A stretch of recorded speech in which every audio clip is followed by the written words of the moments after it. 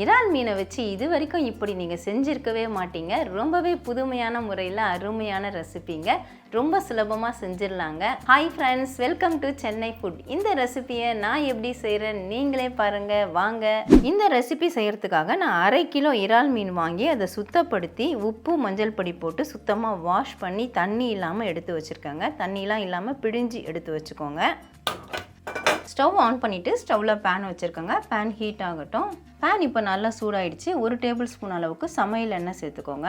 நாம் சுத்தம் பண்ணி வச்ச இந்த இறால் அதை இதில் சேர்த்துக்கலாம். இதில் இருக்கக்கூடிய ஈரப்பதம் வற்றி வரணும், அதுக்காக நம்ம வதக்கி எடுக்கணும். கூடவே பார்த்திங்கன்னா ஒரு 1/2 டீஸ்பூன் அளவுக்கு சோம்பு சேர்த்துக்கோங்க. கொஞ்சமாக கருவேப்பிலை அதையும் சேர்த்துட்டு ஒரு 2 நிமிஷம் ஹை ஃப்ளேமில் வச்சு நம்ம பரட்டி விடுற மாதிரி இருக்கும். அதில் இருக்கக்கூடிய ஈரப்பதம்லாம் வற்றி இறாலும் ஓரளவுக்கு சுருண்டு வரணும். பாருங்கள், இறால் இருக்கிற தண்ணி எல்லாமே வெளிப்படும், அதுக்காக தான் நம்ம வதக்குறோம். இந்த தண்ணி வத்துற வரைக்கும் நம்ம பரட்டி விட்டுடலாம். இறாலில் இருக்கக்கூடிய தண்ணி எல்லாமே பாருங்கள் சுத்தமாக வத்திருச்சு. அதிலேருந்து வெளிப்பட்ட தண்ணி எல்லாமே ட்ரை ஆகிருக்கு. இப்போது நம்ம இதில் சேர்க்குறதுக்காக ஒரு பெரிய வெங்காயத்தை பொடிசாக சாப் பண்ணி வச்சுருக்கேன். அதையும் இதில் சேர்த்துட்டு ஒரு பரட்டி விட்டுக்கலாம். வெங்காயம் வதக்கணுன்றது கட்டாயம் கிடையாது. லேசாக ஒரு வதக்கிட்டு செய்யும்பொழுது டேஸ்ட்டு நல்லாயிருக்கும். அவ்வளோதான், ஸ்டவ் ஆஃப் பண்ணிடலாம். இந்த சூட்லேயே வெங்காயம் இன்னும் கொஞ்சம் நல்லா சுருண்டு வந்துடும். நல்லா சூடு ஆறணும். நாம் வதக்கி வச்ச இந்த இறால் வெங்காயம் நல்லா சூடு ஆறிடுச்சுங்க. இதை நம்ம மிக்ஸி ஜாருக்கு மாற்றிக்கலாம். இதில் நம்ம சுத்தமாக தண்ணி சேர்க்கக்கூடாதுங்க. அதில் இருக்கக்கூடிய ஈரப்பதத்திலே 2 தடவை இல்லை 3 தடவை பல்ஸில் வச்சுட்டு ஆன் பண்ணி ஆஃப் பண்ணாலே போதும். 1-2 அரைப்பட்டாலே போதுமானதாக இருக்கும். இந்த மாதிரி 1-2 அரைச்சிக்கோங்க. அதை பார்க்குறதுக்கு பார்த்தீங்கன்னா திரியாக இருக்கிற மாதிரி தான் இருக்கும். இப்படி தான் இருக்கணும். இதை நாம் ஒரு மிக்சிங் பவுலில் மாற்றிக்கலாம். இப்போ இதுக்கு தேவையான மசாலா சேர்த்து விட்டுக்கலாங்க. நான் 1/4 டீஸ்பூன் அளவுக்கு மஞ்சள் தூள் எடுத்திருக்கேன், அதை இதில் சேர்த்துக்கிறேன். 1/4 டீஸ்பூன் மிளகுத்தூள் அதையும் சேர்த்துக்கிறேன். 1 டீஸ்பூன் அளவுக்கு தனி மிளகாய் தூள் உங்கள் காரத்தை பொறுத்து கூட்டி குறைச்சி சேர்த்துக்கோங்க. 1 டீஸ்பூன் கரம் மசாலா, உப்பு தேவையான அளவு சேர்த்துக்கோங்க. நான் 1/2 டீஸ்பூன் அளவுக்கு சால்ட் சேர்க்குறேன். 1 டீஸ்பூன் அளவுக்கு இஞ்சி பூண்டு விழுது சேர்த்துட்டு கடைசியாக கொஞ்சம் கொத்தமல்லி தழை அதையும் சேர்த்துடலாம். இதில் சேர்க்குறதுக்காக நீங்கள் பொட்டுக்கடலை மாவும் சேர்த்துக்கலாம், இல்லைனா கடலை மாவும் சேர்த்துக்கலாம். நான் 1/2 கப் அளவுக்கு கடலை மாவு எடுத்திருக்கேன். இதோட ஈரப்பதத்தை பொறுத்து நம்ம கொஞ்சமாக தான் சேர்க்க போகிறோம். இப்போ நான் பாதி சேர்க்குறேன். 1/2 கப்பில் பாதி மட்டும்தான் சேர்த்துருக்கேன். தேவைன்னா நம்ம மீதத்தை சேர்த்துக்கலாம். இப்போ நல்லா கலந்து விட்டுக்கலாம். நம்ம தண்ணி எதுவுமே சேர்க்கலை. அந்த இறாலில் இருக்கக்கூடிய ஈரப்பதம் தான், இறால் வெங்காயம் அதில் இருக்கக்கூடிய ஈரப்பதம் தான். நான் எடுத்த இந்த 1/2 கப்பு கடலை மாவுமே மொத்தமாக சேர்த்துட்டேங்க. எனக்கு ஈரப்பதம் கரெக்டாக இருக்குது. நமக்கு மொத்தமாக இந்த மாதிரி கையில் எடுக்க வரணும், அதே சமயம் நல்லா சாஃப்டாகவும் இருக்கணும். இப்போ இதிலேருந்து ஒரு சின்ன உருண்டைகளாக நம்ம உருட்டி எடுக்க போகிறோம். சைஸு உங்கள் விருப்பம் தான், சின்னதாக எடுக்கிறதும் பெருசாக எடுக்கிறதும். இந்த மாதிரி கொஞ்சமாக எடுத்துகிட்டு அப்படியே 2 கையில் உருட்டிக்கலாம். எண்ணெய்லாம் வச்சு நம்ம தேய்க்கணும்னு அவசியம் கிடையாது, அப்படியே உருட்டலாம். ஏன்னா நம்ம வதக்கும் பொழுது எண்ணெய் சேர்த்துருந்தோம், அதனால் ஒட்டாமல் தான் வரும். இந்த சைஸ்க்கு நான் உருட்டி எடுக்கிறேன். நாம் ரெடி பண்ண மிக்ஸ் எல்லாத்தையுமே இந்த மாதிரி பால்ஸாக பிடிச்சி எடுத்துட்டேங்க. இதை நம்ம வேக விட போகிறோம். வேக வைக்கிறதுக்காக ஸ்டவ்வில் இட்லி பாத்திரம் வச்சுருக்கேங்க. 2 டம்ளர் அளவுக்கு தண்ணி ஊற்றி வச்சுருக்கேன். தண்ணி இப்போ நல்லாவே கொதிக்க ஆரம்பிச்சிச்சு. இட்லி தட்டை வச்சுட்டு இந்த பால்ஸ் எல்லாத்தையும் அதில் வச்சிடலாம். ஒரு துளி எண்ணெய் மட்டும் தடவி விட்டுடுங்க, அப்போ தான் ஒட்டாமல் இருக்கும். இல்லை வாழை இலை இருந்தால் கூட வாழை இலை போட்டுக்கலாம். இப்போ மூடி போட்டு விட்டுறேன். ஹை ஃப்ளேமில் வச்சுட்டு 5 நிமிஷம் வேக விட்டுட்டு ஸ்டவ் ஆஃப் பண்ணிவிடுங்க. 5 நிமிஷம் வேக விட்டுட்டு நான் ஸ்டவ் ஆஃப் பண்ணிட்டேங்க. இப்போ மூடியை ஓப்பன் பண்ணிடலாம். வேக வச்ச இந்த உருண்டைகளை நம்ம பிளேட்டுக்கு மாற்றிக்கலாம், இல்லைனா ஆற விட்டுட்டு கூட நீங்கள் மாற்றலாம். நான் அப்படியே எடுத்து மாற்றிடுறேன். மாற்றிட்டு நல்லா ஆற விட்டுடணும். ஒரு மிக்ஸி ஜார் எடுத்துக்கோங்க. நான் ஒரு பெரிய வெங்காயத்தை அப்படியே ரஃப்பாக சாப் பண்ணியிருக்கேன், அதை மிக்ஸி ஜாரில் மாற்றிக்கிறேன். கூடவே ஒரு பெரிய தக்காளி அதையும் சும்மா ரஃப்பாக கட் பண்ணிக்கோங்க, அதையும் மாற்றிக்கிறேன். ஒரு 5 முந்திரி அதையும் சேர்த்துக்கிறேன். இதில் நாம் தண்ணி சேர்க்க வேண்டிய அவசியம் கிடையாதுங்க. தக்காளி வெங்காயத்தில் இருக்கக்கூடிய ஈரப்பதத்திலே எவ்வளோ நைஸாக அரைக்க முடியுமோ அந்த அளவுக்கு அரைச்சி எடுத்துக்கலாம். வெங்காயம், தக்காளி, முந்திரி பருப்பு எல்லாத்தையும் நல்லா நைஸாக அரைச்சிட்டேங்க.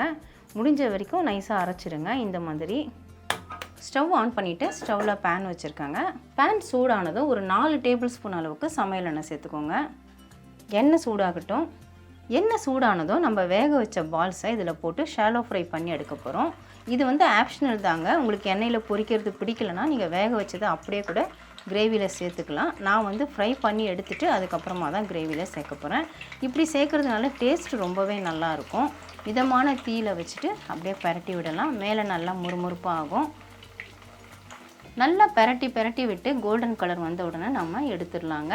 இதை நீங்கள் வெறுமனே சாப்பிட்ற மாதிரி இருந்தால் நீங்கள் அரிசி மாவு சேர்த்துக்கலாம். சேர்த்துக்கிட்டால் நல்லா முறுமுறுப்பாக இருக்கும். இப்போ எண்ணெய் வடிய விட்டுட்டு நான் பிளேட்டுக்கு மாற்றிக்கிறேன். இதே மாதிரி தான் மீதம் இருக்கிறதையும் நான் பொரிச்சு எடுக்க போகிறேங்க. நம்ம பொரிக்கிறதுக்காக 4 டேபிள் ஸ்பூன் சமையல் எண்ணெய் சேர்த்துருந்தாங்க. அதில் பார்த்தீங்கன்னா இப்போ குறைவாக தான் இருக்குது.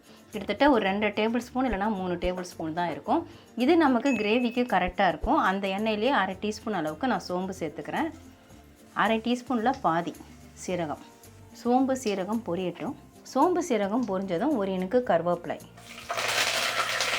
ஒரு சின்ன பச்சை மிளகாயை 2ஆக கீறி வச்சுருக்கேன், அதை சேர்த்துக்கிறேன். 1 டீஸ்பூன் இஞ்சி பூண்டு விழுது. ஸ்டவ்வை சிம் பண்ணிவிட்டு சேர்த்துக்கோங்க, இல்லைனா வெளியெல்லாம் தெறிக்க ஆரம்பிச்சிடும். சேர்த்துட்டு அப்படியே பொறுமையாக எண்ணெயில் கலந்து விட்டுருங்க. இஞ்சி பூண்டு விழுது சேர்த்துட்டு பச்சை வாசனை போகிற அளவுக்கு ஒரு பரட்டி விட்டுடுங்க. இப்போ நாம் அரைச்சி வச்ச இந்த வெங்காயம் தக்காளி இந்த விழுது இதில் சேர்த்துக்கலாம்.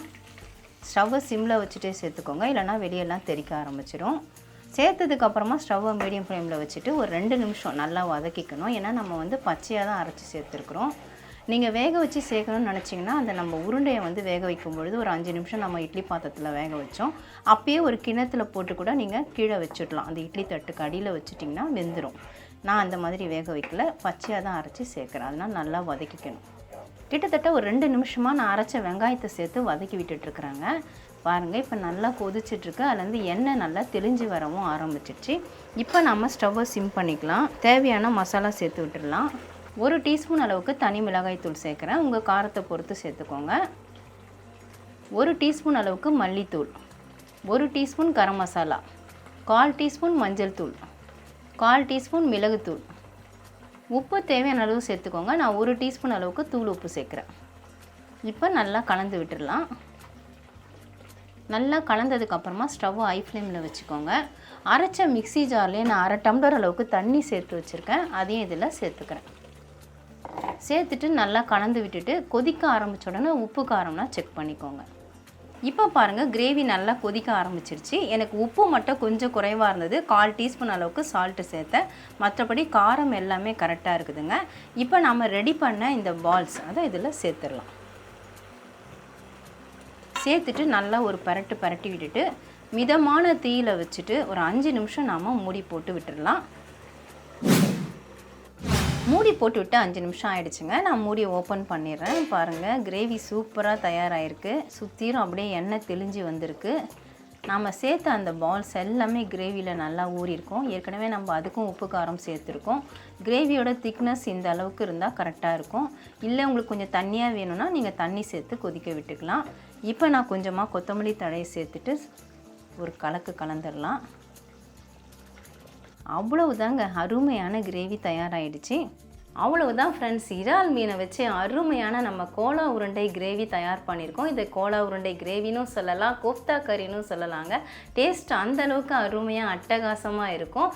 இது எல்லா விதமான டிஃபனுக்கும் நம்ம வச்சு சாப்பிட்லாங்க. இட்லி, தோசை, சப்பாத்தி, பூரி, பரோட்டா, நான், இடியாப்பம், இந்த மாதிரி எல்லா வித டிஃபனுக்கும் அருமையாக இருக்கும். அது மட்டும் இல்லை, சாதத்தில் சேர்த்தும் சாப்பிட்லாம். ரொம்ப ரொம்ப டேஸ்ட்டாக இருக்கும். நான் இப்போ பிளேட்டுக்கு மாற்றிருக்கேன். எப்படி இருக்குன்னு நீங்களே பாருங்கள். இப்போ நான் உங்களுக்கு கட் பண்ணி காட்டுறேன் பாருங்கள். நல்லா சாஃப்டாக இருக்குது. நம்ம வேக வச்சிட்டோம், இருந்தாலும் கொஞ்சம் பொரிச்சிட்டு சேர்க்கும் பொழுது டேஸ்ட் இன்னும் கூடுதலாக இருக்கும். அதுக்காக தான் நான் ஷாலோ ஃப்ரை பண்ணேன். இப்போ டேஸ்ட் எப்படி இருக்குன்னு பார்த்துடலாமா? சூடு வேறு ஆவி பறக்குது. டேஸ்ட் ரொம்பவே அருமையாக இருக்குதுங்க. நம்ம சேர்த்த உப்பு காரம் எல்லாமே கரெக்டாக இருக்குது. நம்ம அந்த கோலா உருண்டையில் சேர்த்த உப்பு காரமும் கரெக்டாக இருக்குது. அதே மாதிரி கிரேவியில் சேர்த்ததும் கரெக்டாக இருக்குதுங்க. ஓவராலாக சொல்லணும்னா பர்ஃபெக்டாக இருக்குது. டேஸ்ட் அவ்வளவு அருமையாக அட்டகாசமாக இருக்குது.